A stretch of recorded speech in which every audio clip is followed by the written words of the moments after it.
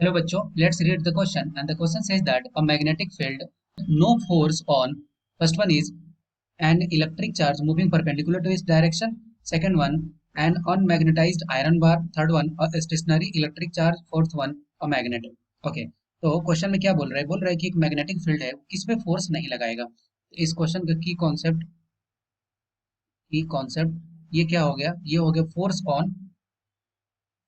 On current carrying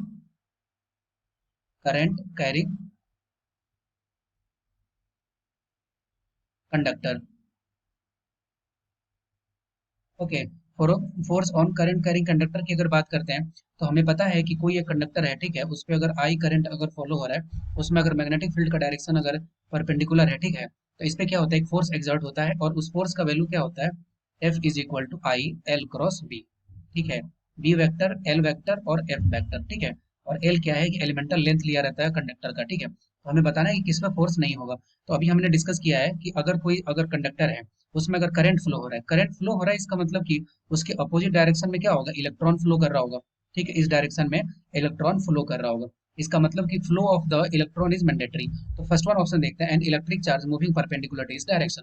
इसका मतलब इस पे फोर्स एक्सर्ट होगा.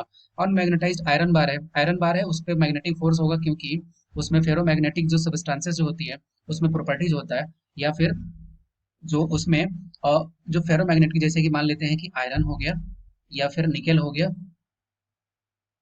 ठीक है, ये सब पे क्या होता है? मैग्नेटिक फील्ड जो है वो फोर्स एक्सर्ट करता है. ठीक है, लेकिन स्टेशनरी इलेक्ट्रिकल चार्ज, ठीक है, अगर इलेक्ट्रिक चार्ज है, उस पर अगर मूवमेंट अगर जीरो है, v is equal to zero है, इसका मतलब कि करंट की वैल्यू क्या भी होगी? अगर करंट का वैल्यू भी जीरो होगा, और अगर करंट का वैल्यू जीरो होगा, तो यहाँ से ये बोल सकते हैं कि फोर्स का वैल्यू क्या हो गया? फोर्स का वैल्यू जीरो हो गया. इसका मतलब कि कोई फोर्स उसमें एक्सर्ट नहीं होगा. इस क्वेश्चन का राइट आंसर क्या हो गया? Option C. I hope you understood it well. Best of luck.